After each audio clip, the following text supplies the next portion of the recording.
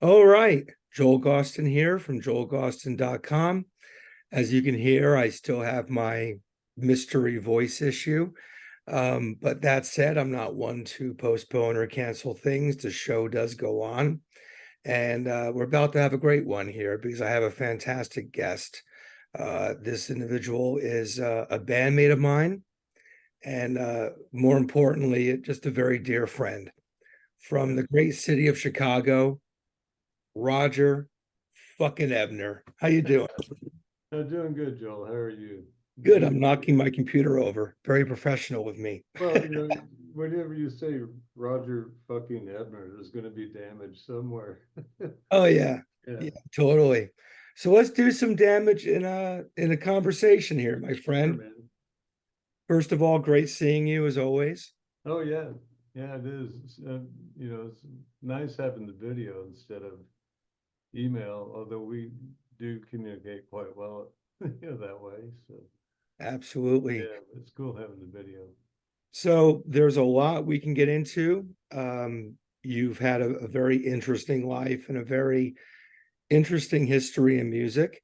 For those who may be new to your work, Roger is perhaps best known these days as the sax player for Pigface, the sax player for the band Bile, and you have literally dozens upon dozens of projects going on at any given time. So we'll Yeah. try to hit as many of those topics as possible. But to take us to the very beginning, Roger, when did music and being a musician first become part of your life? Well, I started out, and my mom played piano. We had a piano in the house. And when I was about, I think, 8 years old, she sat me down and started teaching me keyboard theory, how notes go together to build chords. Just the basics, what the names of the notes were, and all that kind of stuff. And I just took to it, and she uh, took me about as far as she could take me. And then there was a local piano teacher. This was in Stillwater, Oklahoma, that lived right down the street. And she got me in there. And, I told her I wanted to learn how to play rock and roll. And she said to me, well, if you want to play rock and roll, you got to learn how to play boogie woogie. And so that's where it started. And then uh, sixth grade, we had the option to go into band. They actually still had music programs in schools back then, so we went into.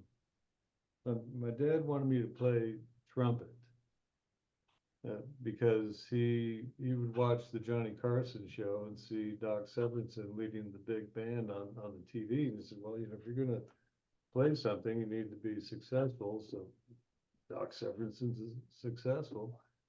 So I started out on the trumpet, and this new kid came in like 2 or 3 days into the school semester. I was about 11 years old at this time. This kid comes in with a shiny new student model Yamaha saxophone. I'll never forget how it looked, and it was just so intriguing and cool. And that's when I got bit, by the saxophone. It's been a part of. I've been playing sax ever since I was 11. So, Fantastic. And when did you start performing live with the saxophone? um, through school band and stuff, we had live performances. In junior high, we also had.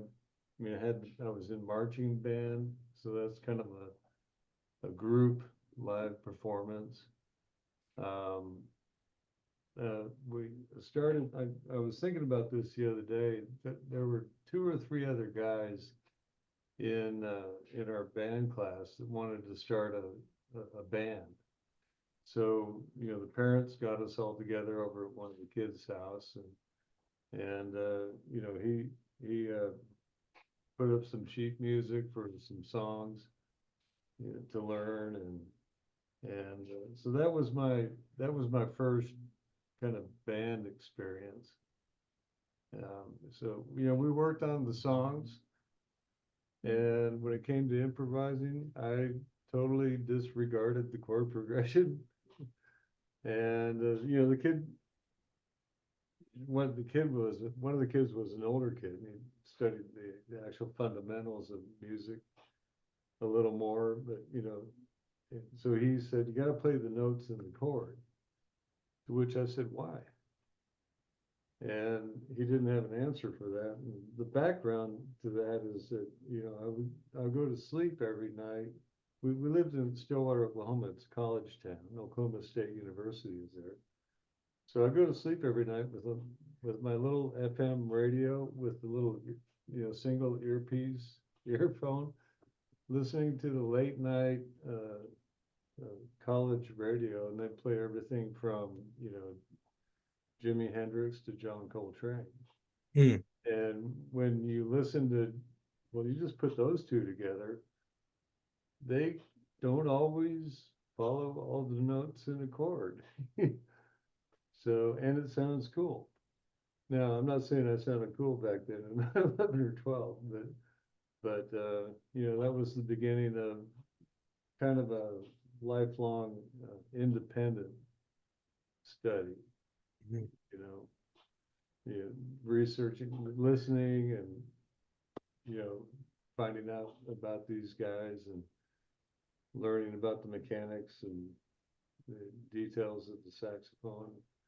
And saxophone's a weird instrument. I mean, it can literally take a lifetime to become proficient in, just because it's is such a huge combination between fine motor control on your fingers, and at least the way I play it, very physical. You know, so and it responds to that, which is cool. Absolutely. Now, please correct me if I'm wrong, but it's my understanding that the first proper album that you perform on was with a group called Snarling Adjective Convention. Um, Am I right about that? uh, Yeti Rain, Yeti Rain actually came first. Okay. Yeah, and I was on, that's in in the rock music realm.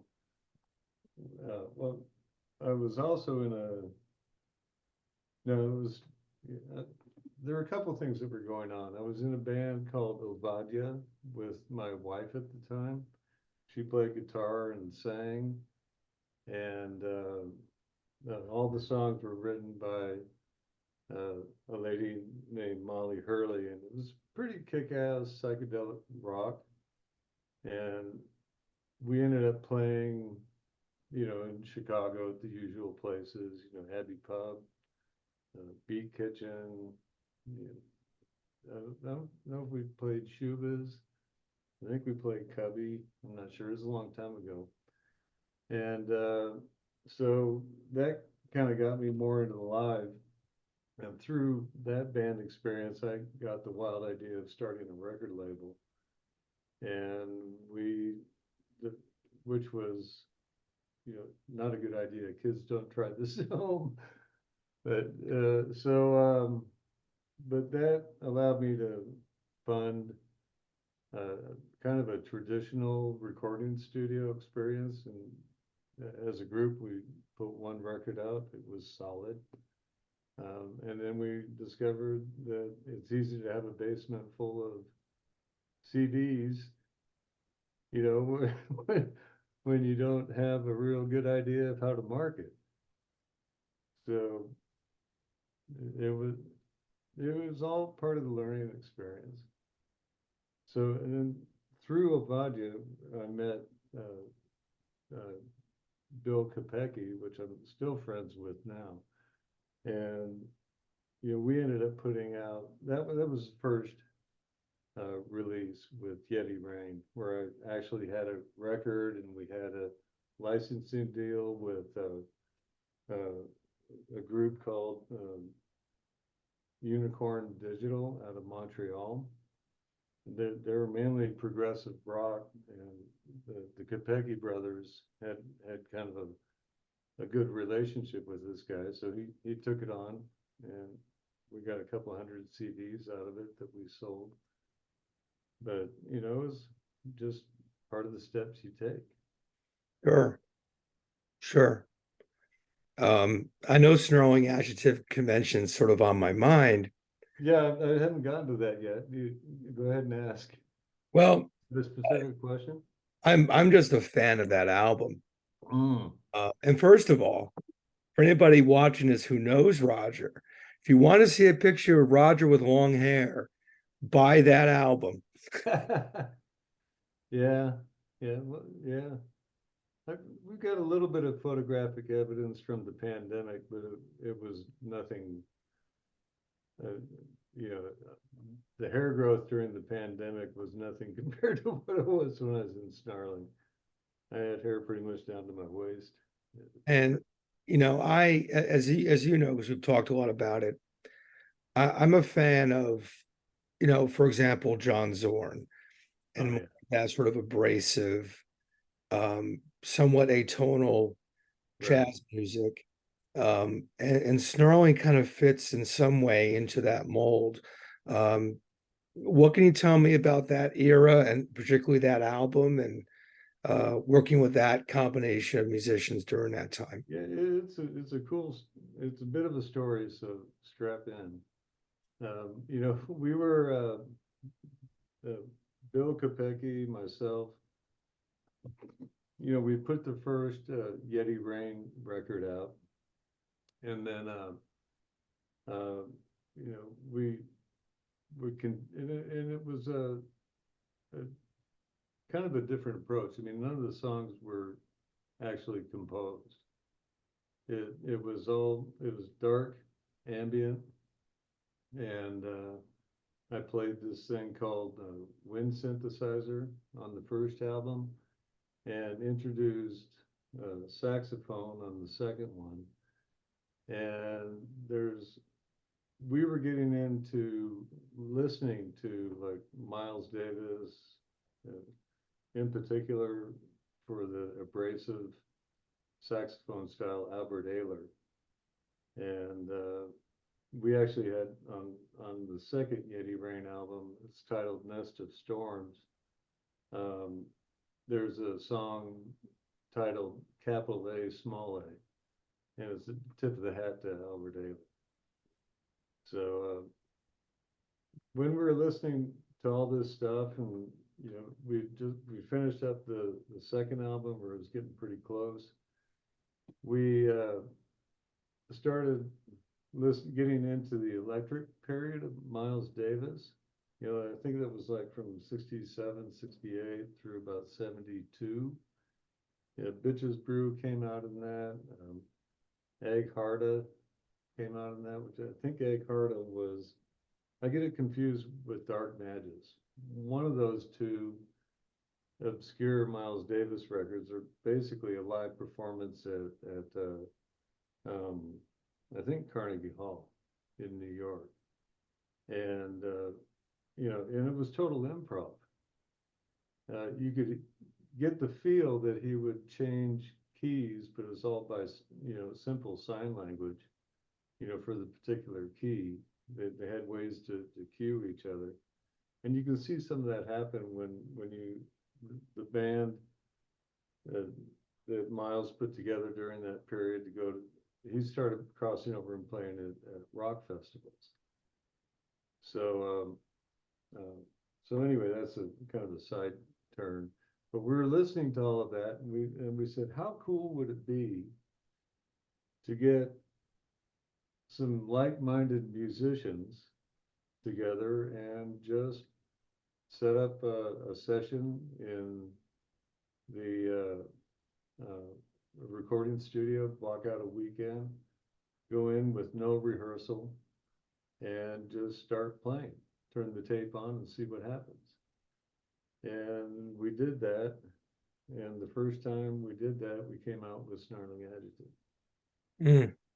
So Bill brought in his brother, Joe Kopecki, who was a brilliant guitar player. He also played on the dog rescue thing, which I'm sure we'll talk about a little bit later. And he brought in, he had been playing in a very intricate, music-wise, prog rock band called Far Corner. And he was playing with a drummer. His name is Craig Wagner. Craig's got a degree in performance drumming, and he's really good at the improv. And then he also brought in Dan Maskey, who wrote the definitive keyboard book, progressive rock keyboards for Hal Leonard. And so these guys were heavyweights. And so we had myself, Bill, Craig, and Dan. So I think it was just 4 of us. And so we did the same approach that we did on the no, we came up with this approach. This is the first time we used this approach, where we actually went into the studio with no prep and set up. The engineer turned the tape on roll, and we would come up with like, okay, we're going to stick to the key of D for the most part, and it's going to be approximately a 5-minute piece, and we just lay some loose parameters around it to kind of keep it under control, and but still give it room to breathe. You know what I mean? So that worked, and it was really surprising to us at how well it worked. So it took a while to go sit through all the material that was recorded. And, we sit through it and edited and came up with weird names for the tunes and put it on an album. And that one got picked up by Unicorn as well. I think it's still available. So. Yeah, and I would encourage anyone watching the video who hasn't heard that album to definitely track it down. That was released, that was late 90s, early 2000s. Is that Yeah, right? it was early 2000s. I've got a copy of it here, so I could be accurate on it. Hang on. Please join us for a brief intermission as Roger gets his album that you all need to check out and listen to. Now would be a good time to subscribe to this YouTube channel for news and updates and further videos and past videos. There's always joelgausten.com, which features a fairly extensive article on Roger Ebner, published earlier this year. And I'm hoping Roger's not going to go to like his storage facility to find the album. Otherwise, I'll be talking for a long time. I hear him.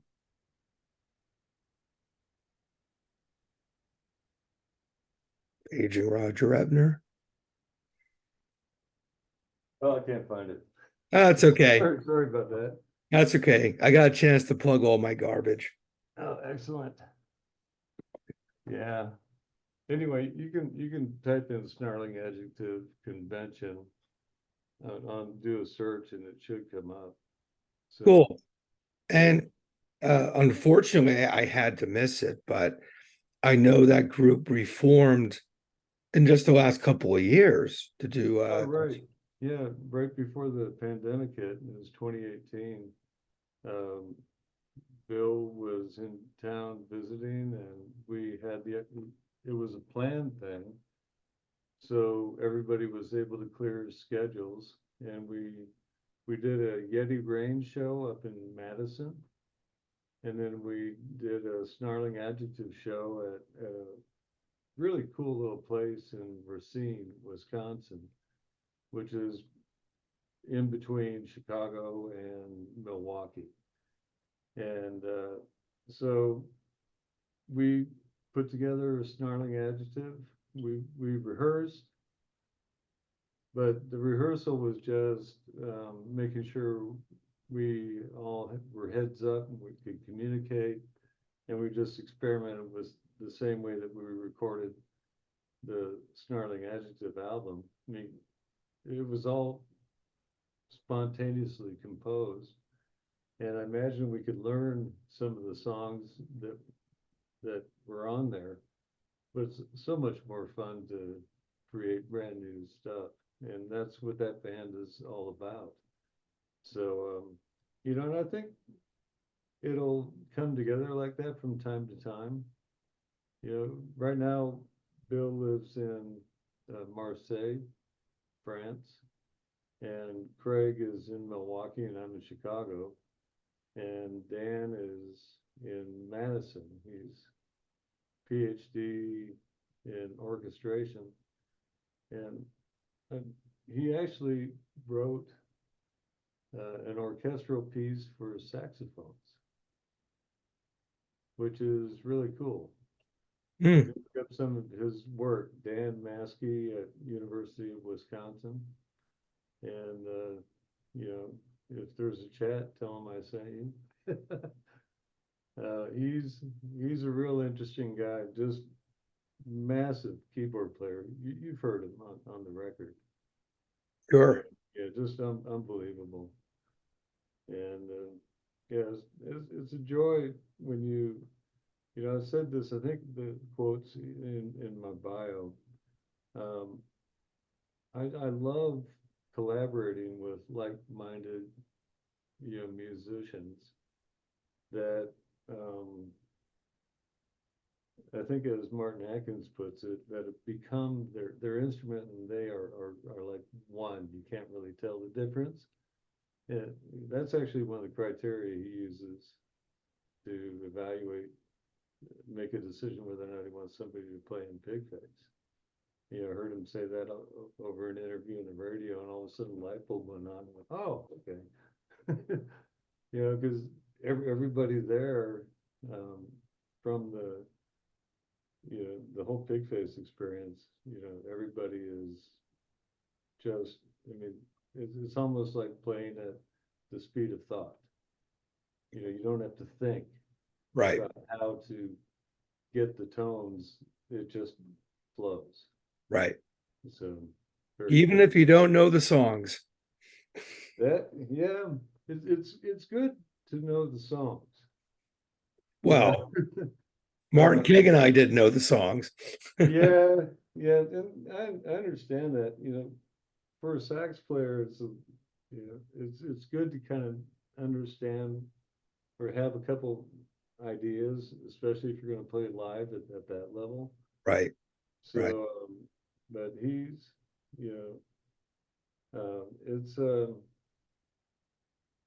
it's still improv, with Pigface. Oh yeah.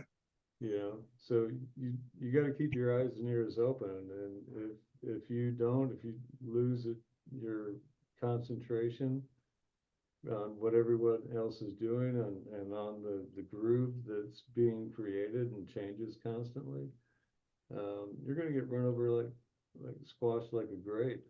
Right. Right. So I mean, they'll just blow past you, and if you can, hang on and run with it, then they embrace it. So yeah, it's a wonderful community of musicians, and this conversation right here wouldn't happen if it weren't for that. Yeah, absolutely. Pardon me. Well, you mentioned the P word. We should get into that. And there's an expression that I have used most of my life. And that is, in all adversity, there's opportunity. Oh, absolutely. And in your situation, you were facing some very intense personal adversity, which kind of led to an opportunity of being in Pigface. It's a bit of a long walk to point A to point B. Yeah. I was hoping you could maybe shed some light on your situation that you found yourself in, and how that ultimately led to you becoming a member of Pigface in 2016. Yeah, that's I still pinch myself, about that how that whole thing happened. But I was, it was back in 2016, I think. I'd been working on my solo project, the first one that's up there at rogerebner.com, which is basically Bandcamp site. And I was working on that solo project, and um, I was with a mixing mastering engineer, and he's out of Chicago. His name's Blaze, and Blaze uh, asked me when we were done. He said, "What are you going to do with this?" And I said, "Well, I'm probably just going to put it out there and give it away for free just to get my name out there." And he said, "That's the way Martin Atkins thinks." And I said, "Who?" And he said, "You need to go buy this book, Tour Smart by Martin Atkins." And I said, "Okay." So I went and looked it up online, and in the meantime, let's go to the backstory. Let's stop right there. I'll go to the backstory, and we'll come to that point where where I had the I had looked up and I was starting to do research on Martin, find out where he was, and check this cat out. But quite a bit before 2016, um, it was back in early 2000s, uh, like right around 1999 to 2002. My left hand started slowing down a little bit, and it was subtle. But my saxophone mentor at the time noticed it, and it progressed slowly to the point where by 2007, I basically lost my ability to play. And I went underground to try to figure out what was going on. Uh, I had surgery on my elbow to reposition the ulnar nerve. They thought that was compressed. When the doctor got in there, I read the doctor's notes, and he said the nerve looked fine, and he transposed it anyway. But just so, and that's one of the common things with this ailment. It gets misdiagnosed because it's such a slow uh, onset, and so it took 3 years. So about 2010, I ended up having a kind of a difficult divorce that was wrapped up in late 2009, early 2010. And then I just, I wanted to be able to play the saxophone. I mean, this is something that was part of me. It's like having my right arm ripped off. And so I was adamant about pursuing it. And, I saw a neurologist who did a nerve study, and that's what resulted in the surgery to transpose the ulnar nerve. And I also saw a highly renowned hand specialist in Kansas City who told me to go back to the neurologist. And so I went back to the neurologist, and it'd been several years since I'd seen him. I saw him right around 2006, 2007. So I went back to him, and this time I had more symptoms. It was easier to diagnose, and I got the diagnosis in the spring of 2010 um, of early onset Parkinson's. And, you know, that's a hell of a shock. And it's an incurable condition. But there are amazing drug therapies out there. And the thing that's so difficult about Parkinson's is if you meet one person with Parkinson's, you met one person with Parkinson's. And you can't apply what happens with them, how it manifests in them to everybody else, because it manifests differently in different people, which makes it difficult to come up with a one-shot cure for this particular disease. So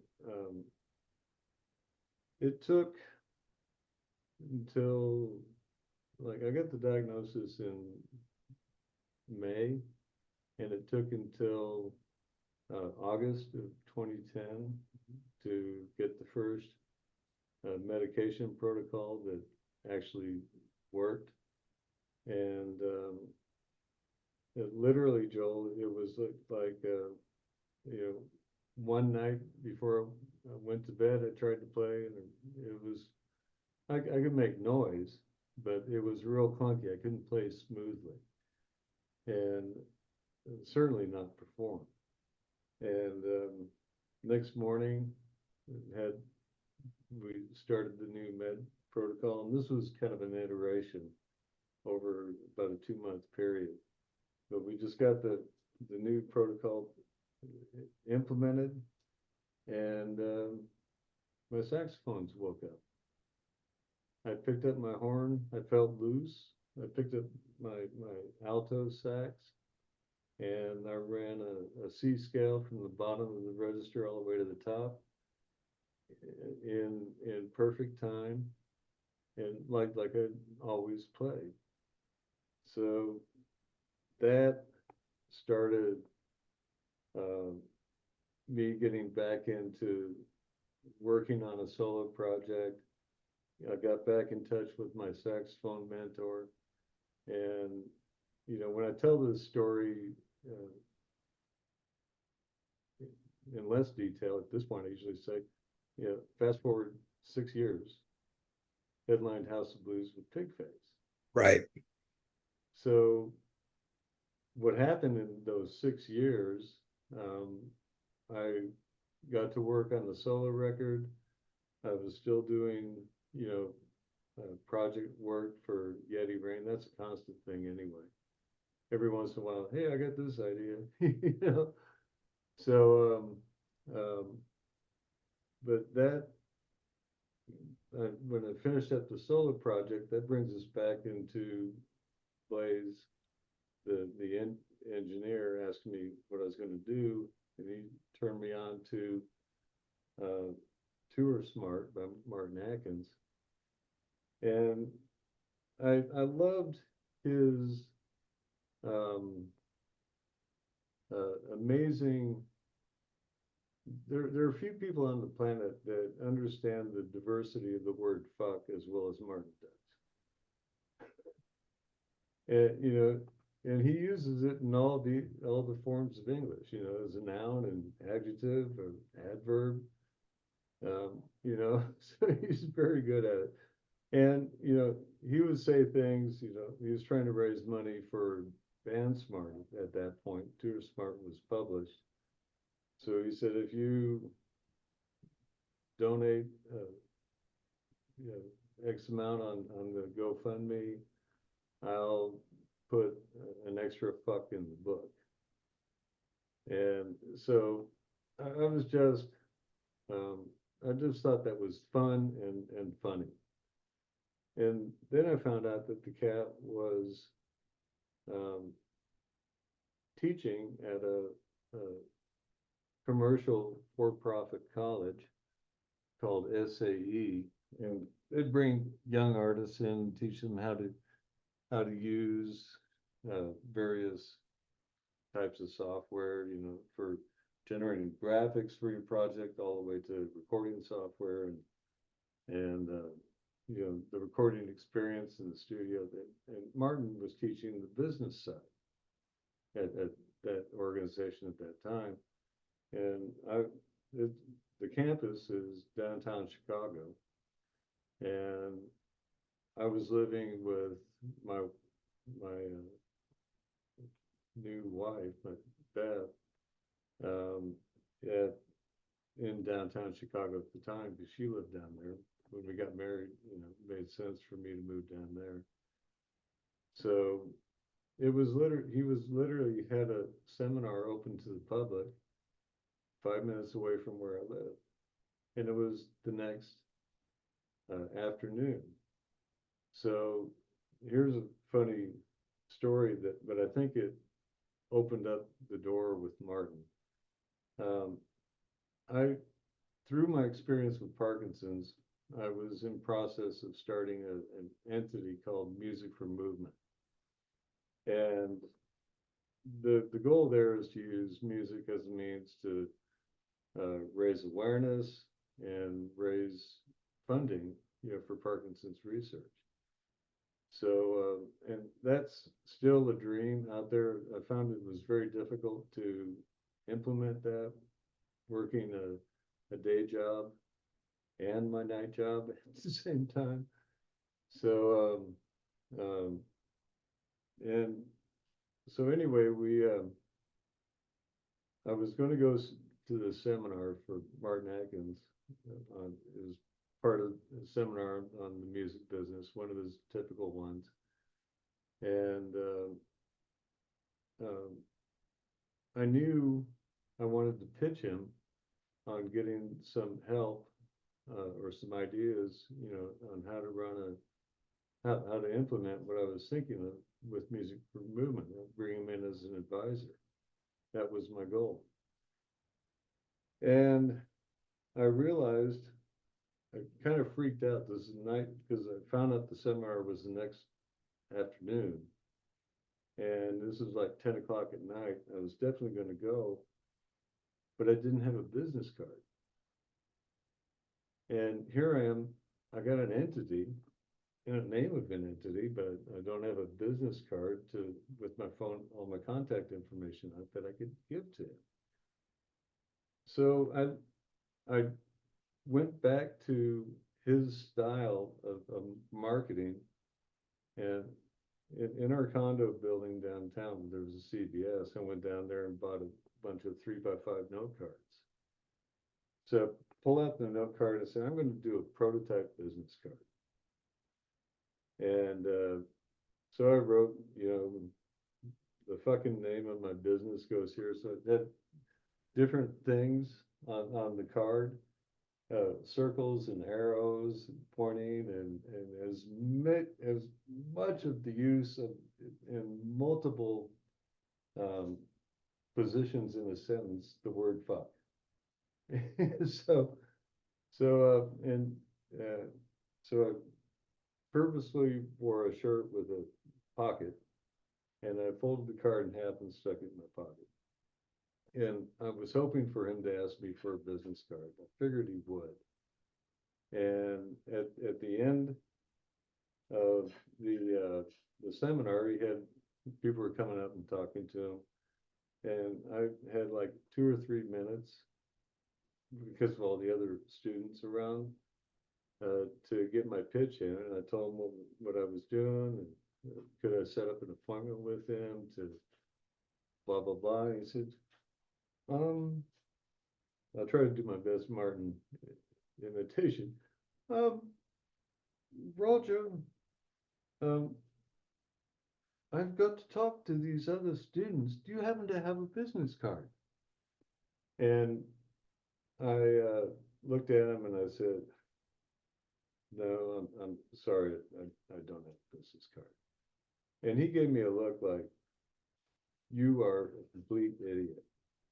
And it was exactly what I was looking for the setup. He was looking at me like, why did you go through all that trouble and not give me your contact information? You know, so I let that hang for a second, and I said, I don't have a business card. Um, However, I have a prototype for my business card, and I pull out the 355 card, and I hand it to him, and he's looking at the card, and you can see his face go from being almost angry to smiling. And he turned up and looked at me and he said, "Are you able to hang around for about 15 minutes while I talk to these other people and then we'll chat?" I said, "Sure, I'll go grab some coffee and hit the restroom and I'll be back." And that's how our relationship started.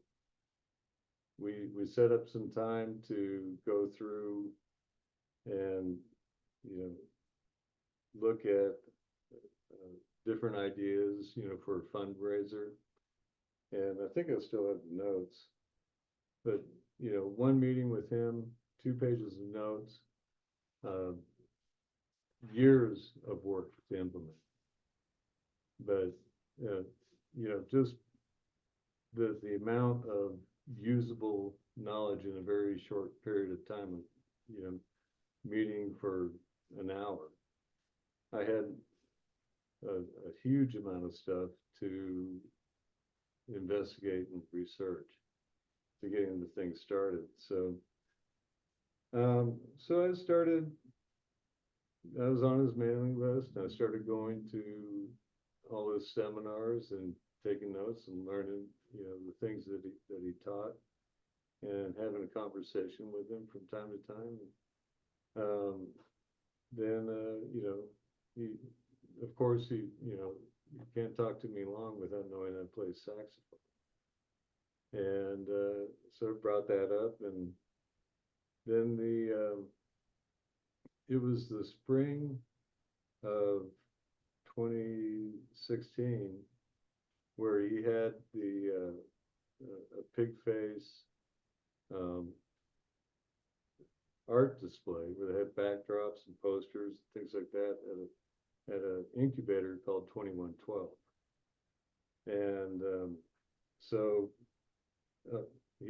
there was the rap gala at the end of that, and he invited me to it. I'm walking in and I'm looking around, and there are a couple people that I know for sure that I've seen on MTV.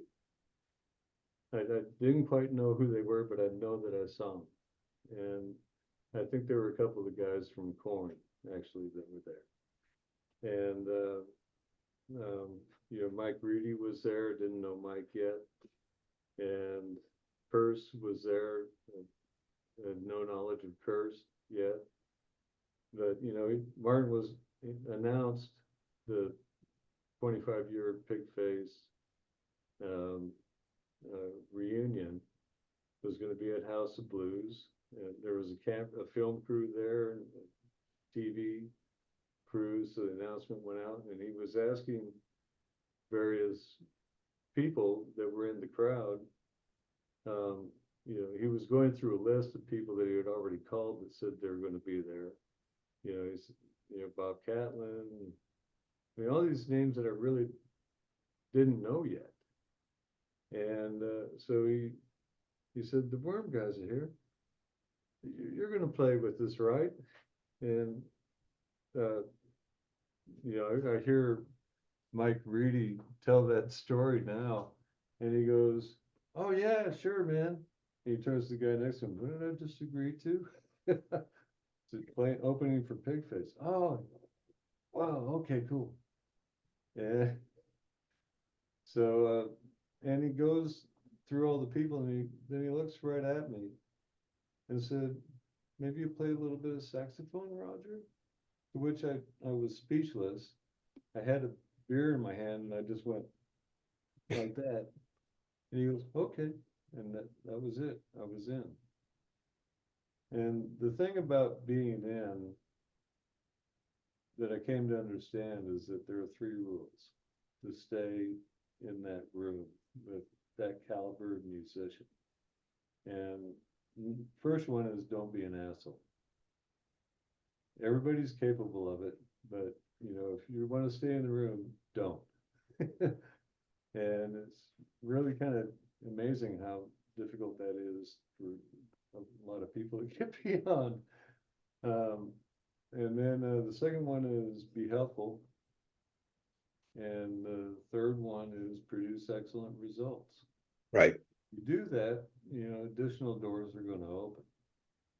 And that's exactly what's happened.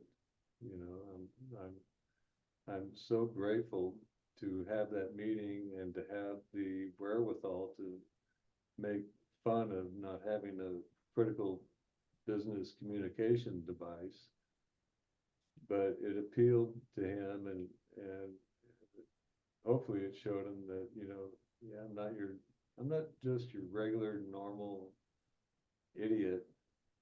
I knew I needed, you know what I mean? It was a unique approach, and it's a fun story to tell, you know. So Absolutely.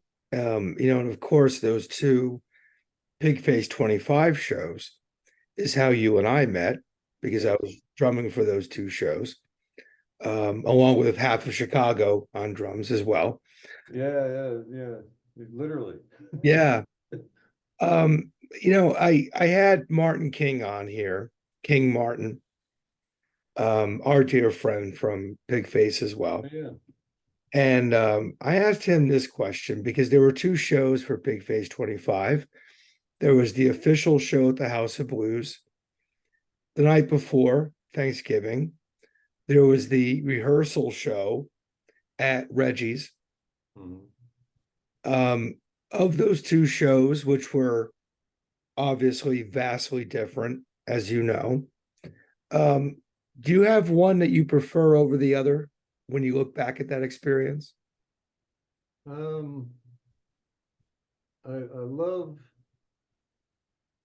Reggie's for the family environment that Mm, was created. And, you know, it was so cool, uh, you know, watching my wife help Anesh get what he needed to eat, and the look on his face that this woman would take some time to help him was just precious. You know, he was really touched. So that kind of family environment where we all, before we went in and played, we all ate together, broke bread together with the fans. that's right.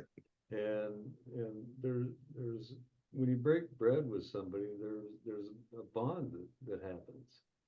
I mean, it's similar, maybe not as strong, but similar to the bond of being bandmates.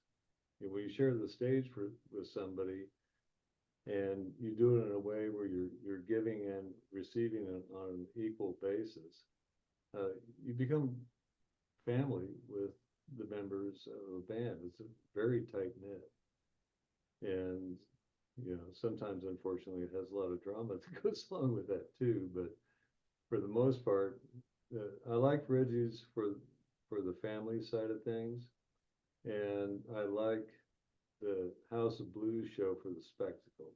Right. You know, in two totally different environments. Um, and you know, I love being at both, and to have two Pigface shows in such different environments within 2 days is pretty remarkable. Yeah. You know, experience for somebody who's, you know, and it was also cool to have Reggie's as loose as it was before we took that onslaught to the House of Blues, and it ended up, you know, for me, you know, a lot of people that play with Pigface that aren't part of the core of Pigface. Um, there are a lot of people that have come in and sat in on songs or played a couple of tunes. And, you know, for my story, I was initially given 3 songs by Martin Hmm. Morgan. One of them was one of the most difficult tunes that they have, and that's Weightless. Oh God, yeah. Yeah, yeah, it's it flips. You got a 9/8 measure, you got 9/8 and 8/8, 9/8 and 8/8, and it's really easy to get turned upside down on that tune. So that was one of the 3 that he gave me. Weightless got cut, and I was very grateful for that. And one of the other, I can't remember the other 2 songs, but one of the other 2 songs got cut. However, I put the work in for probably about 4 or 5 months to learn all the tunes that they had. I must have gone through. I made a. I found all the tunes, and they. I think one of the Martin's assistants at the time had cataloged, so I still have a spreadsheet with the tunes and a link to the actual song and all of that. So I went through and learned as much as I possibly could. And at that time, Martin had several prior to the show and on Thanksgiving, like throughout in the fall. They were starting to have small rehearsals, and I'm sure part of that was to make sure that I could do what I said I was going to do.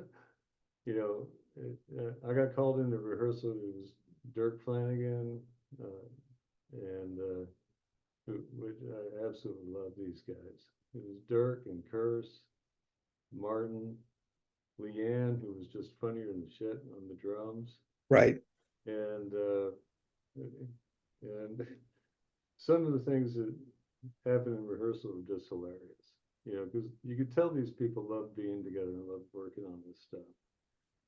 So going through those rehearsals, um, and playing. Steven Seabolt was in a couple of them, Right. and you know, I had learned the song, so when they were jamming on a song, uh, Martin would tell me, "Oh, this one is got this and that, and this key change, and blah blah blah." And he said, we kind of want a Middle Easterny sort of vibe to it, which is right up my alley. And I said, cool. He said, do you know what you're going to do? And I said, absolutely not, but I'll figure it out. And I did. So through that process, 2 songs were cut, but like 8 or 9 other songs were added. So it I'm I'm really grateful for that because it kind of put me in a different category than people that just come in and sit in for one song. Right. Still not playing every song, but I, you don't have to with saxophone. I mean, there are some certain songs where it's probably better not to play and you bow out on it. But to be able to play from the beginning of the show to the end of the show with regular tunes sprinkled in between was just an amazing experience and a lot of fun, and I was hooked. Well, But it's not to cut you off. I'm sorry. no, it's cool. It's cool, man. You mentioned Weightless a moment ago, and that song always has a special place in my heart because when I first got involved in Pigface, it was 2001 Hmm. when the band was out for the 10th anniversary tour. And Martin invited me to play in the band at the Limelight in New York City, which was this amazing club that's legendary and infamous for all the right reasons. So I show up early because I worked right outside the Lincoln Tunnel. So when I finished work, I just cruised over to the Limelight. So like the band's not there yet, the touring lineup's not there. I show up. Well, I think some people were there because I showed up and I got my pass, my access pass and all that. And then I'm kind of like, okay, now what? You know. So eventually I run into Martin in the street outside the bus. And I'm like, so what am I doing here tonight? And he's like, just wing it. I'm like, okay, can I play on waitlist? And he kind of stopped because that time signature is really fucking weird. Yeah, it's either 13. Wait a second. When I finally counted out, when he gave me that song, he told me it was in 5/4. And I So tried to count it out in 5/4, and I ended up finally figuring it out. It's like 17/8, and then there are a couple. It's just insane. right. Yeah, So I say waitlist, and he was with Katrina. He kind of Martin's wife, and he kind of looks over at her, and then I'm like, "Fuck this!" I start playing the rhythm on my chest, yeah, and he goes, "Okay, okay, you're good." yeah. that that was one of the first That's songs your that I audition played in for Pigface. Waitlist. What's that? That was you passed your audition for Waitlist. Yeah, by playing the beat on my chest in the middle of the Yeah, street outside of the Limelight in New York. yeah. Uh, That's a good story.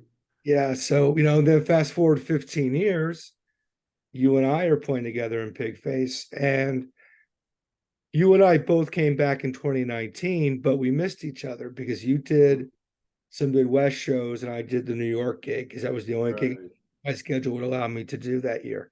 right, While you were out playing your gigs with Pigface, the big show, of course, was at Chicago right, at Thalia Hall. right.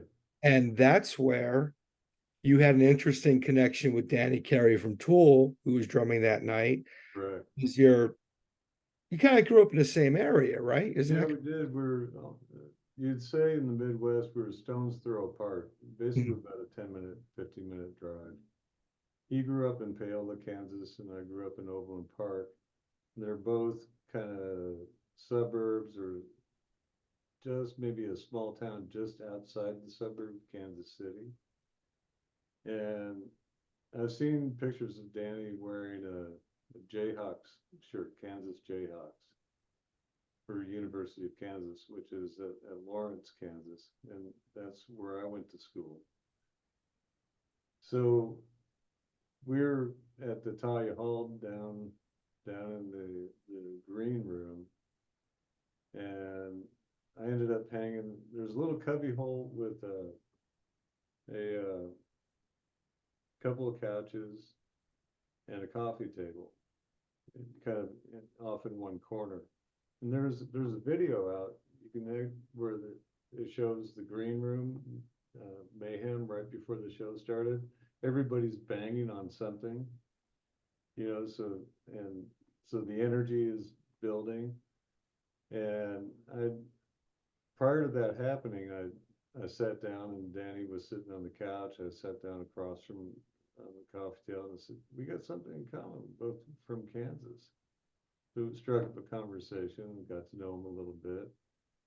And when everybody started banging on stuff, I heard this swishing sound coming from the coffee table. Looked over and that's Danny Carey doing paradiddles at a speed that is inhuman, totally not human.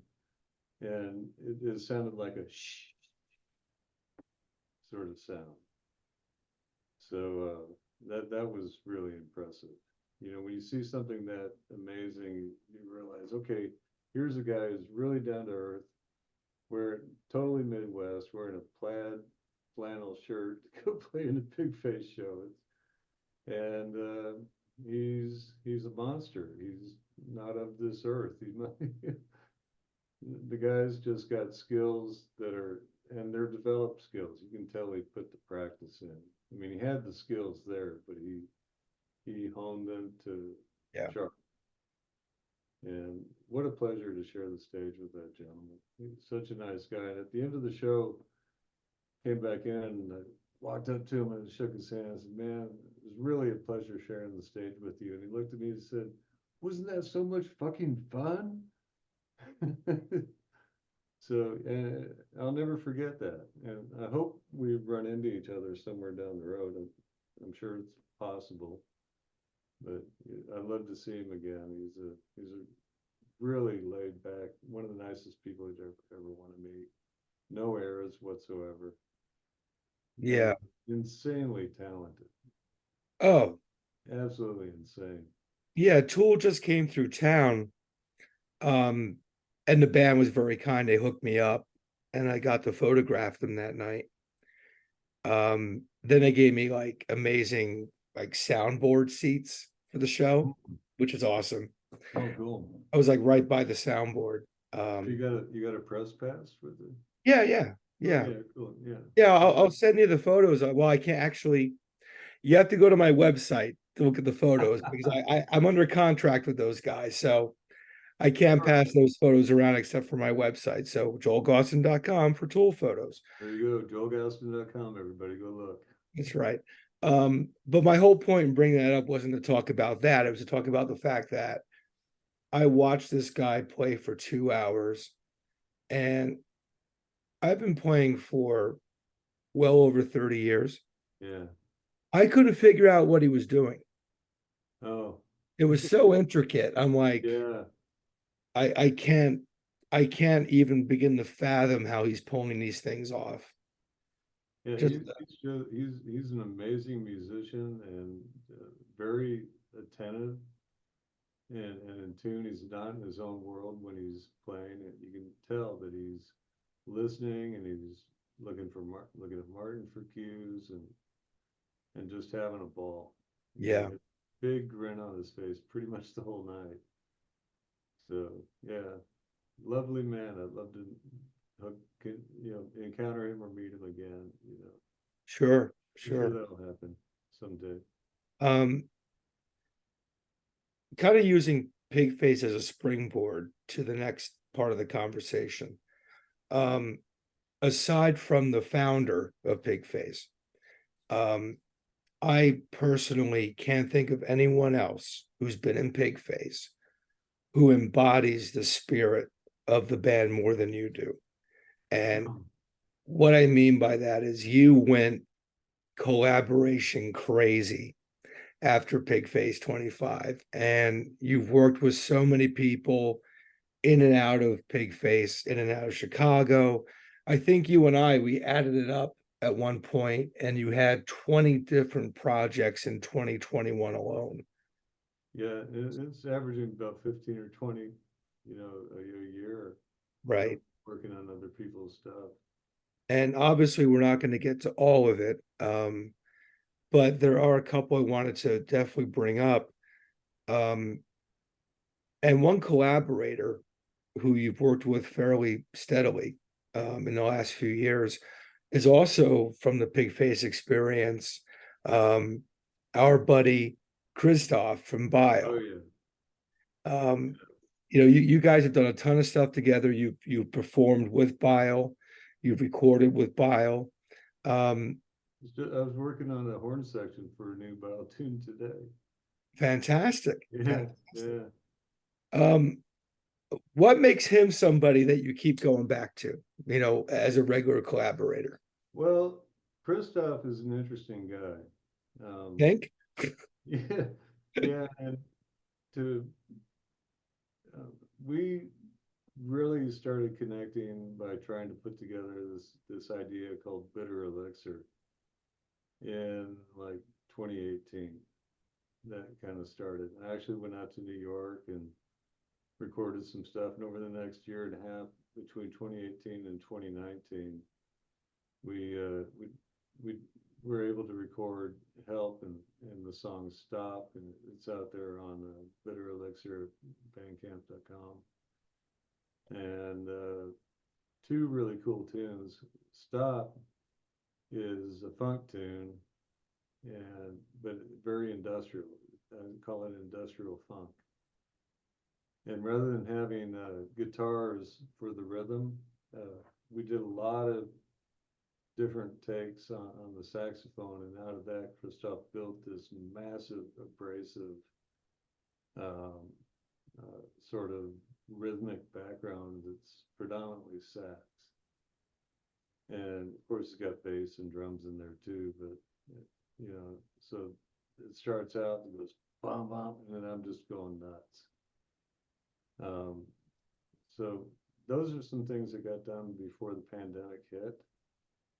And when the pandemic hit, at that time, when lockdowns actually started, Christoph was living in a basement apartment in not the nicest part of Brooklyn. I mean, it didn't get really heavy in that area until like near the end of the pandemic. You know, people that had enough and they were emboldened. And, you know, the whole political thing that happened during the pandemic, the tension and all that. So Christoph was in this basement apartment, no windows, and went for literally years without really seeing the light of day. He'd order in everything that he needed and just hunkered down. And so he and I was on the phone with him knowing his situation, and just because, you know, wanted to keep the connection going, because we had no idea how long the pandemic was going to last. So we would talk a lot and work on stuff during that time, and you know, hopefully it kind of helped. Well, it kind of helped both of us because we were locked down here in Chicago, and I mean, we've got a lot of space in the house that we're in right now, and this is where we got locked down. And we did the same thing, we ordered in, but we weren't stuck in a basement apartment in the dark for 2 years. So Christoph emerged. Well, throughout that, we did a lot of Bile. We actually worked on a new Bile release that came out in, I think it was 2021 or 22. You're right at the tail end of the pandemic. And it's called Pop Farmer. And it's not what you think. It's a story of what a pop farmer is in the future. Is really kind of an interesting piece of science fiction that he came up with. And you can find that he's got the kind of the outline of that story on the Bandcamp page. So, but you know, the thing that I love about Christoph, as a musician, when you play something for pretty much anybody, there's a level of how should I say this? Sometimes I'm not sure if I'm getting the blunt truth, you know, about whether or not something I'm trying to do is working or not. You know, it's not a matter of do I have the musical skills to do it. That's not really the concern. The concern is, does it fit the song? And that's where the concern for any tune that you're working on should be. Am I stepping on somebody's toes, or what's going to work for the song? So Christoph, you know, his main thing that everybody knows is Bile. And however, he's probably one of the most prolific pop tune, classic pop song writers. He writes in the genre of industrial metal, which is Bile, and you could probably add a few other adjectives on that. But his standard of excellence is very high compared to most, and and that's something that I'm grateful for, because the amount working with him all these years has made me a better musician. Because he's in the world of electronic music, and all you folks out there that do electronic music, everything's on the grid, right? You got the click, you got the BPM, and all your tones, everything that you lay out are on. Solos start on the one. You maybe do riffing starting on the two, but all the rules are very strict, and it's easy to do because in the world of electronics, you can actually build everything by mapping it out, and so everything is on the beat, on the click. When you introduce saxophone, that's a lot more fluid, and I love the combination of the two. I've spent years creating very elaborate metronomes to jam to. So you've got the with everything being on a grid, you have to learn to play on the grid. And once you learn to play on the grid, you can then explore playing outside of the grid, but you always have to come back to the grid. So one of the things that I learned from Christoph in is how to stay on the grid and how to groove a very static, because everything is very precise. How do you make that get somebody to dance without it sounding like a robot? You know what I mean? How do you get a groove? How do you get a funk groove in that? So, we've been exploring some of those ideas, and I think, to answer your question, long story short, I am constantly pushed and challenged by the work that he throws at me, the songs that he throws at me. And on simpler stuff, I might do 2 or 3 takes and everything's in the pocket and it's good. This horn section, as an example from Christoph, it's not your Lawrence Welk horn section. It's it's a little more abrasive, but the amount of takes that I just did today, individual recordings, for different parts of the horn section, the digital audio inner workspace gives me all those stats. And the last last part of the horn section I put down, I was at 170 takes to get this horn section built. So having somebody that you're friends with and that you're collaborating with that pushes you that hard, that's going to keep me coming back. Right. Because it just it opens up other ideas, and like I was saying, you're working with Christoph in nutshell, it's made me a better musician. He doesn't he has very high standards of performance and excellence, and it goes to the 3 rules. The third one: produce excellent results. Right. So and the thing about working with him, it's not all one-sided. There's very much an iron sharpens iron sort of feel there. We work with each other, we learn from each other, we respect each other, and we have a lot of fun making this crazy music. So that's why he's probably the longest collaboration that I've been with. out of the whole Pigface thing. Whereas, And of course, that's translated to performing live because Bile yeah, played 2 sets at the Dark Force Fest in New Jersey that was a last blast. spring, and you were a saxophonist for those 2 shows. Correct. That was so much fun. And, you know, the amount of work that went in prior made it fun. You know what I mean? So uh, that's the part that people don't always see. When stuff doesn't come together without work.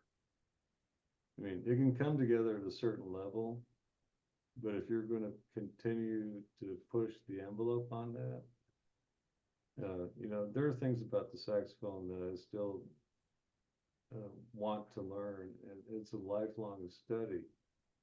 You know, especially how to get up into the upper registers and control the notes in the high register, because they're not physically on the horn. You actually have to have the note in your mind's eye and have a fingering that will kind of get you into the ballpark, but pulling it all together is a mind body experience on the horn. And that's one of the things that, you know, you do all the fundamental work, and then all of a sudden things start popping out. So you know, there's a lot of work that's been done, and there's always work to do. There's always pushing that envelope for the next cool tone, or investigating a different guitar pedal, you know, effect. Some people know, but I use a lot of guitar pedal effects when I play live. You know, echo, delay, distortion, and you know, I've learned. First off, as a guitar player, so my pedal board has benefited, you know, from just a few comments. You know, like, you need to put a compressor on your output. It'll make the sound man love you, because you know, you're not fluctuating. Um, and you need for the horn, and you need EQ. So you know, through his toolage, I've added a compressor and EQ on the output of my pedal board, and it's a game changer. You know, as far as being able to be heard, it gets me out of the mid-range mud, and you know, you still hear tones, and you can tell the note's a low note, but it's not so full of the mid-range that it drowns out, you know, other parts of other instruments that are being played at the same time.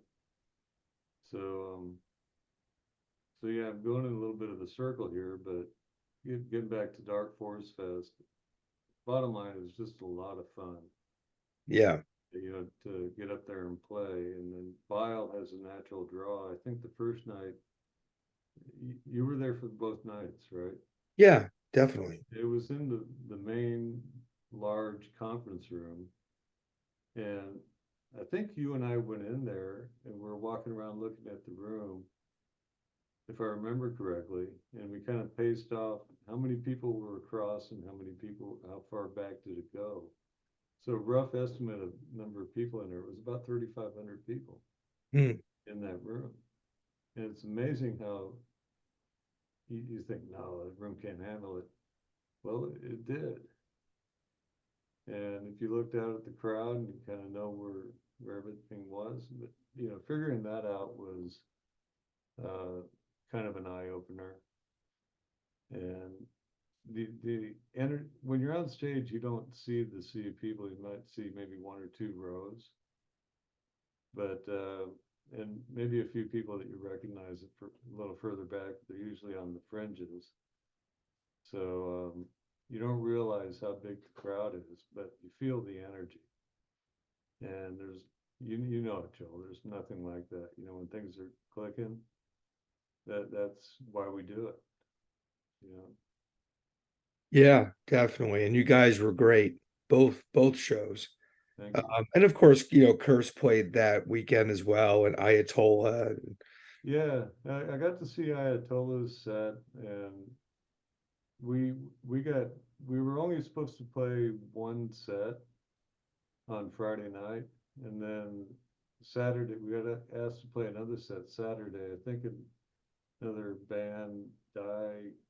I can't remember the name, but the band that was we took over the slot, they got sick. They got some kind of Spanish flu, so just knocked the whole band out. So the promoter came and asked Christoph to fill in. So we have a different length of a set. We want to play different songs. We were up to about probably about 3 in the morning working on that. Mm. You know, 2 in the morning. Then I went to sleep. He was probably up all night working on the backing tracks. And I got the final list in the morning, or I think well morning, but it's more like in the afternoon. And we're going on at 8. So, and there were a couple of songs that we didn't play on Friday night that we ended up playing on Saturday night. And again, it's good to learn the bulk of the material and have to, if they add more, if they cut, you're familiar with the song. You know what I mean? So I was grateful that I was familiar and playing with, that was the first time I played with Christoph live in Christoph's wheelhouse. Right. And I got to tell you, it was a really solid, amazing experience the whole time. And Yeah. I Loved it. learned a lot, you know, in that short period of time. So you're always learning. If you're not learning, something's wrong, Right. you know. And of course, we got to give a shout out to Bear from Bile. Hello, Oh Bear. yeah, yeah, yeah. Bear was he put on the classic Bile Bear show, you know, for the show, and you know that guy's a fucking animal. I just remember going up to your hotel suite afterwards, the Bile suite, and he's just sitting there bleeding, like his fucking Yeah, split, blood, and I was like, "Hi," I'm like, "Hey, good to meet you." And he's yeah, he's got blood coming down. going, Yeah, yeah, that's Bear. Apparently, he ended up hitting his forehead on the microphone. "Mm, I think that's what got that started. And anyway, um, yeah, playing with both, hanging with those guys over the weekend, and you and Curse and Rona were in the Bile Suite from time to time. It yep, became kind of a little bit of a hub, you know, for some Pigface people that were there. yep, And so, yeah, it was cool. I'd like to play that again. I think we missed the uh, the deadline for next year, but we'll hit that again at some point, I'm sure. yeah, that'd be awesome. That'd be great." Yeah. Moving on to another collaboration. It's a long-term collaboration, even though it's one song. That has been Oh, 6 years in the making it because some had fucking a lot of drummer. downtime. What's that? It had a lot of downtime. It didn't take 6 solid years. No, It's no, just no. It's just yeah. Well, trying to actually, herd all the cats.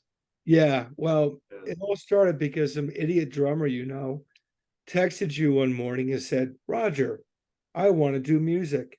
I want to do new music." And you replied, "Yes, Joel, you should do new music." I said, "Well, we should do it together." "Yes, Yep. Joel, we should do it together." Yeah. And we And, did. and that begat a song that features at this point 4 drummers, 2 bass players, a guitarist, yourself, and did I say 2 singers already? In any event, Yeah. it's a 10-person band. Um, and we're doing a single for Dog Rescue. That will be the recipient once the song's released. The good thing that charity, there's always a need. You know, so their need actually now is greater than what it was prior to the pandemic, I would think. Yes, Yeah. So, I mean, timing's good. Keep everything absolutely. going. And I think it's probably safe to say, Roger, like very early 2024, the world will finally hear what we've been tinkering with for the last Yeah, 6 years. it'd be nice to get that out. Yeah, Definitely. yeah, it's quite the project.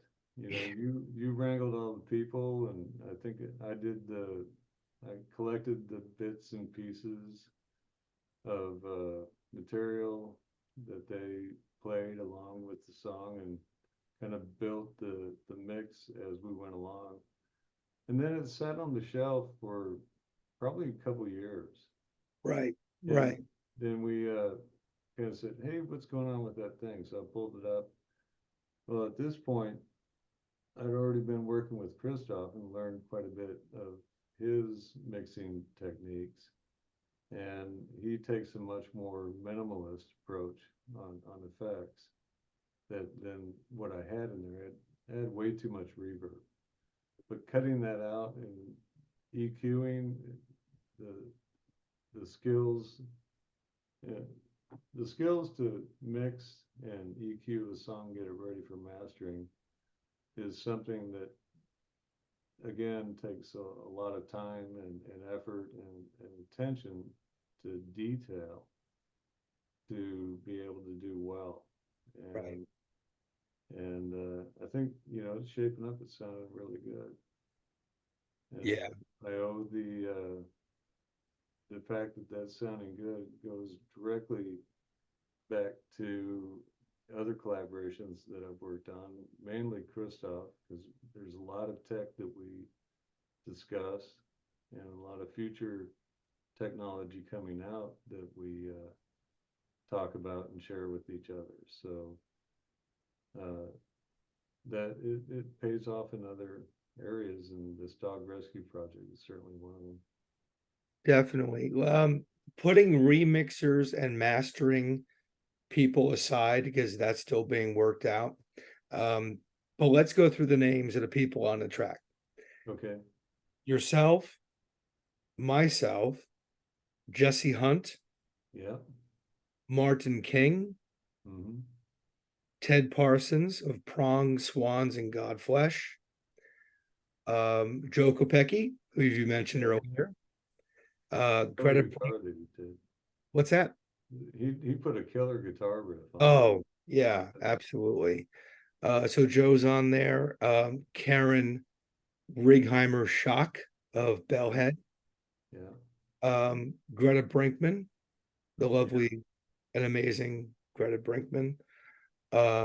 Dirk, Mr. Yeah. Flanagan, Mimi Wallman, Yeah.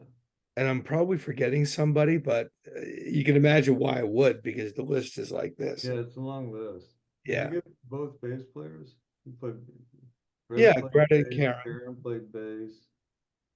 Yeah, those are the two bass players. Yeah. So they kind of had slightly different approaches. Karen's very heavy and abrasive, which is Hmm. really cool. And Greta is just smooth and in the groove. Well, that's what I love about the song because if you remember when we first started it, I said to everybody who I asked to be a part of it, and most people I asked said yes, which is amazing. I said, I'm not going to tell you what to do. Like when I pass this track on to the next person, they do what they feel they want to do. Then I'll pass it on to, Ted Parsons in Oslo and say, do what you want to do. When I sent it to the two bass players, I said that to each of them. I said, just do what you feel the song tells you to do. And it was so cool to have two completely different styles. And they work together. Yeah. Yeah, it's amazing. But it's wonderful because they each heard different things. Yeah, absolutely. And it's much cooler to do that than say, I want you to play this. Right. Because I think by just telling people, do what you want to do to it, we got them on the track. It Right. wasn't like them taking direction, it was just them naturally taking the song to where they wanted to take it. Right. They were free to do their own thing. Right. That went for everybody. I mean, Yeah. of course, there are certain musical parameters you have to kind of stay in between the lines on a project like this, but we're not telling them where to play, what portion to play on, what style to play, what are we looking for. it was everything left up to the individual musicians, all the way through. And I think you hit on it there, Joel. I think that's one of the cool things about this project.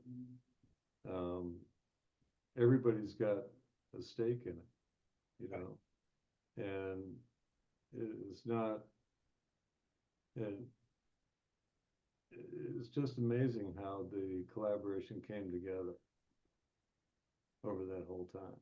Yeah. And I'm So, glad we waited. There were a couple of people. I know certainly I had my distractions.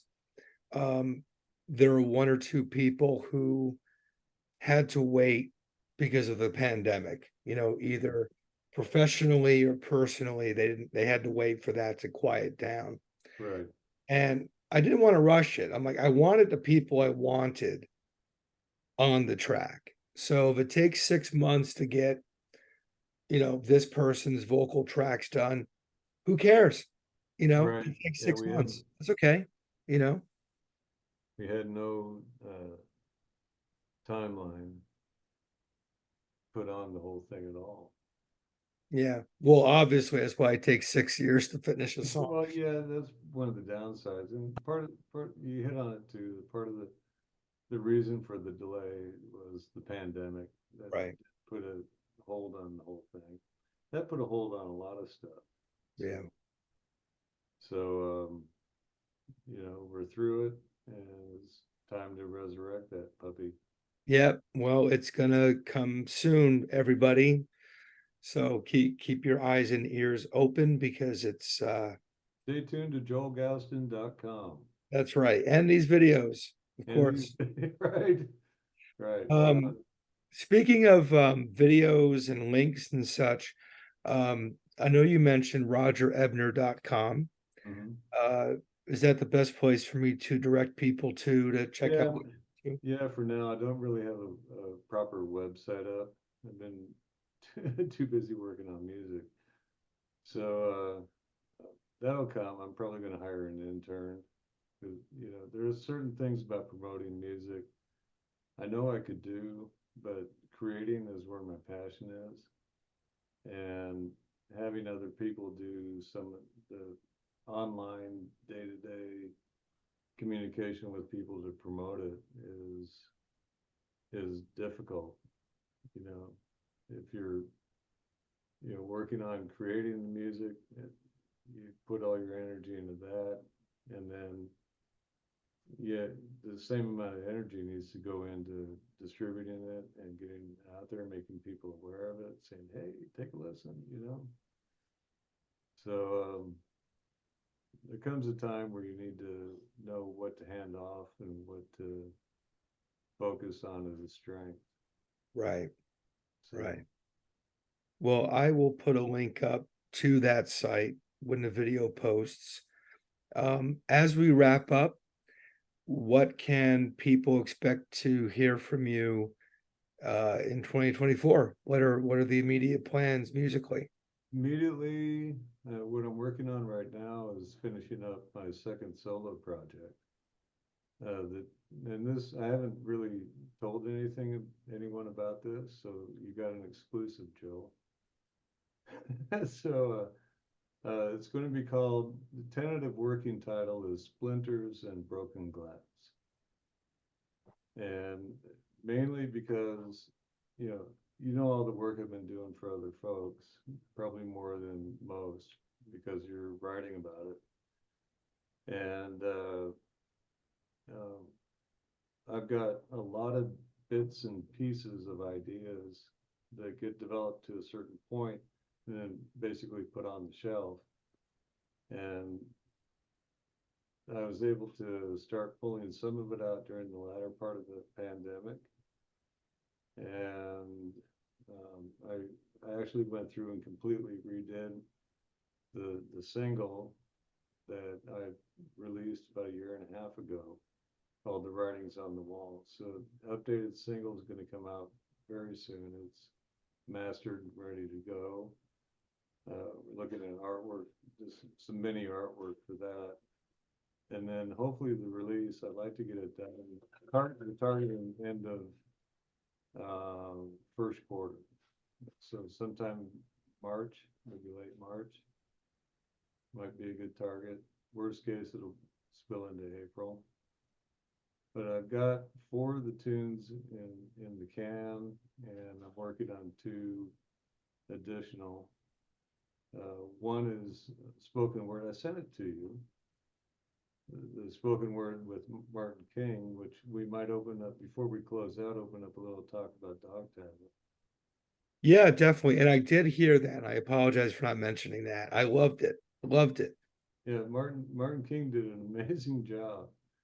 And you know, I've had that piece of music, and I called it dark jazz, for because it's got kind of elements of jazz, and but it's also orchestral, so you get a little bit of that goth feel in it.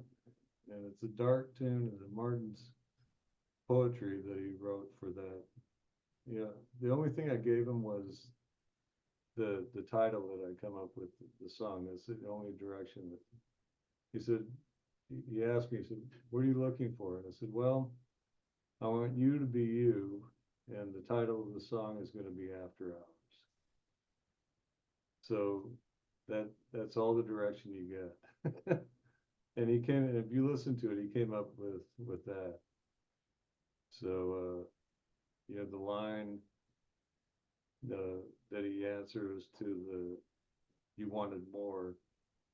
All I have is, I'm not going to reveal the whole thing to people. You have to go check it out when it's released. But I asked him some questions. I listened to what he wrote and how he performed it, and it speaks to human condition on a lot of different levels. So, and it's dark, and it's kind of a darker way out of maybe a bad situation, Mm. you know, or just, yeah. The thing about art and music is, as an artist, we have something in mind when we put it together, but when we release it, how it falls on somebody else depends on where that person is. You know, not only physically, but you know, emotionally and whatever. So people will get things out of songs that you write that you never even expected. So to give a straightforward answer of what's it all about doesn't really allow somebody to experience it for themselves and come up with their own ideas. And there's no wrong. And it's more powerful if you come up with your own idea from Right. your own experience. Right. So I try not to give too much away on what I think, but that his poetry just would have to say to sum it up is remarkable, Yeah. and his delivery is just superb. So I'm very proud of that piece, and it's going to be on the new solo record. So it'll get out there, and I'll definitely alert you and all the other folks, you know. So the single is going to come out probably in January, and then I'll follow up with the whole thing hopefully by the end of March. So it's getting close, finally. That's great. That's Yeah. great. Well, And one for the dog tablet thing, I think hmm, Martin King talked about this. The summertime EP release is just absolutely superb. oh yeah. All the other contributions on it, aside from the cover of Summertime that we did, and the cover turned out far better than I ever expected. So, and what a joy to work with Dirk. Get Dirk Flanagan and Mike Reedy in the same room. You know, that, oh my God. You know, I know you were there that day when I recorded my drums on that Worm record for oh Mike. yeah. Were you there? Because he had me play to a click, which I fucking hate doing because everything else was done, right? Yeah, And it was taking a while. I just, I think we were out late the night before, all that yeah, stuff. And eventually Mike starts like doing a dance and like conducting me. There's a video that he's posted in the past of him like bouncing up and down and waving his arms as I'm yeah. I playing. remember seeing it. Yeah, it's hilarious. But yeah, the Mike Reedy interpretive dance is what helped me finish my drum track. And do you remember the last kick drum hit? Yeah, it was in the control room, man. The kick's going boom, boom, boom. The last one, thud. What was that? And Joel, all of a sudden we hear Joel from the from in the live room going, "Uh-oh." Yeah, he put the pedal right through the head. Yep, yep. So yeah, there's a song to go listen to because do you remember what song it was that you were Yeah, it's playing? called Walk Away. It's on Oh, the okay. Yeah. uh I can see the cover of the record. I apologize to Mike. I can't think of what the record's called now, but it's got a gun, a black gun on Yeah. the cover with the red. I should know, but yeah. Yeah. Walk we that's one that he plays live quite often. Yeah, So yeah. That but was it's from his latest record, latest Worm release. that was a fun time. Oh I think yeah. that was I think that was recorded at Louis Vitek's place out Yeah, there. it was down, we call it the spot. You know, we still have that space and the control room's been upgraded a little bit. You know, new software. It's still got the same board. Eric McWhorter has done a tremendous amount of work there. Eric and I are in a band together locally here called Motivican, and that has some interesting potential.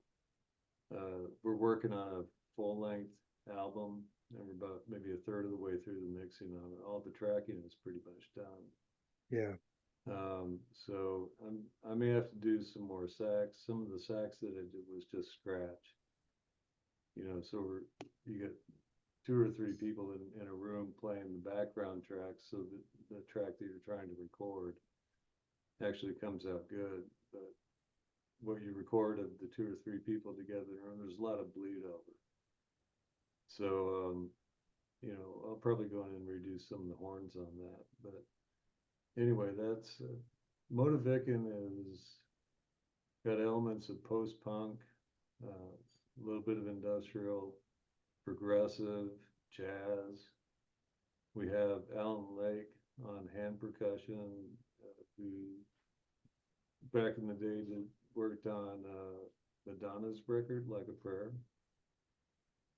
He was a good friend of her producer at the time. I mean, her producer, Ellen, and this guy, Patrick, I forget his last name, but they, uh, they were grade school buddies. They've been friends all their lives. So when Patrick got the call to do the Madonna record, he had the budget to bring Alan out to LA. And they actually did, I think, a couple of records for Madonna on the production side. But anyway, he's during that, Like a Prayer, she got into the Brazilian Spanish sort of stuff. I think a couple of those tunes. And they brought in a world renowned Brazilian hand percussionist to do a lot of that, you know, the shakers and you know, all the various sort of things. And Alan was able to learn from that guy during all those sessions. So Alan is very accomplished, very good. And then Dave Barbarian on drums, uh, Corey, for some reason I'm blanking on his last name, excellent bass player. So between Dave and Corey on drums and Alan on hand percussion, I feel like I've got one of the best rhythm sections, you know, around in the Chicago area, anyways. I mean, the Pigface rhythm section would be up there and probably definitely surpass it, but the intricacies that these guys play together, they lay down a palette that's just so easy to improv over. So that's a project that's, I think, is going to break out of Chicago. Mm. Right now it's local, and we've done a couple of local gigs over the years. And it's just some of the work that we're doing is getting better. As a matter of fact, we record every rehearsal that we do. So we had one, well, we've been working on the record, so we haven't been doing our normal rehearsals. So we got together just the other night to just jam. And there are some excerpts from that I'm going to post. It's just really fun. So we got that going on. And then to circle back to the dog tablet thing, I just got to say, if Martin King is watching this, it's just such a pleasure working with him. And I remember how it all started. There's one of the early records, the song Dust Bowl. Mike Reedy did it. It's something 30 is the name of I forget the title of the album. Dark 30, isn't it? Or something like that. It's got a picture of a dog collar on the front of it. Hmm. So anyway, the song is Dust Bowl, and it's featuring Mike Reedy on vocals. And I did a cameo sax solo on that. But the way the saxophone got into Dog Tablet, because Bobby Suave hated saxophone. and he mentioned this on an interview, I think, Situation 47 with Saphira V. So he mentioned that he did not like saxophone, but because I use guitar pedal effects, I don't really sound like your classic 80s sax player. So he came around a little bit, and so that was an impediment to get that song on there. But after a while, I listened to it, he kind of got his prejudices out of the way and realized that something really crazy was going on here. So that started it. But what got Martin interested in bringing me in to work with him, I did a short video introducing the Pigface distortion pedal. Mm. That's still in my rig. And he sent me a note and said, I think we need to work together. And that started the whole Dog Tablet thing. I wasn't texting a girl or anything just now. I was looking up the album Double 30. Double 30, right. Yeah. Right. Because I blanked on it too. Sorry, Martin. Yes, and then Pearl Drop Blue, there's a song on there with Jared that I did, which is really cool how that one turned out. And then we got Summertime, and I think there's the latest full-length album, the first track on it is called Diamonds. Mm. And on that, Martin was reaching out on various, like in Sounds and Shadows, social media group. Right, right. And he was asking for a harmonica player. And one of the things that I play is a wind synthesizer, and it's got a really good harmonica patch on it. And the thing about the wind synthesizer is it uses a virtual acoustic modeling synthesizer, which means that it's not a sampled sound. You're actually playing a mathematical model of the instrument. So it becomes very expressive. And it looks like this. Hmm. So it's kind of a Star Wars sort of thing, but it plays like a saxophone, and I can get trombone sounds and trumpet sounds. So I can make really thick horn sections using some of those sounds. And there's a bone flute sound that's just gorgeous. I played that at the Pigface 25 for Closer to Heaven. Right, If right. you want to see it in action, you can go check out Closer to Heaven at both Reggie's and House of Blues. There's some video out there on that. I But think not to cut you off, but I think wasn't it the first time you and I played together? Because I played drums on Closer to Heaven at the House of Blues. yeah, that's probably that probably is. That was the first moment. Yeah. Yeah, I think you're right. Wow. Yeah. Wow. Wow. Yeah, you were playing on that. Martin King was also playing on that tune. And Yeah, then, because they had the row of drummers in the back. And right. my eyes were going one song ahead in the set. So I jumped behind the kit. Martin Atkins is passing with the tambourine. He goes, "This is Closer to Heaven." And I'm like, "Well, I'm here." Yeah. So that ended up being our first time playing together. Yeah, I think that's correct. Yeah. May there be many more. Yes, Yeah. absolutely. I love the way you play. Thank you. You're welcome. Yeah, we have to get together more often, not just this way, but Yeah, yeah, definitely. I mean, it's good seeing you out at Dark Forest Fest and you know, we need to be physically together from time to time. We should collaborate on another song once we get this dog rescue out. yes, yes. Yeah, Well, maybe do something on a shorter timeline. yeah, I was about to say, I don't know if we can slot another 6 years for the B side, you know. Yeah, we could probably get the B side in a couple of months if we put our minds to it. Yeah, absolutely. So, Well, Roger, you're one of my favorite people. You know that. yeah, thank you, Joel. Right back at you, brother.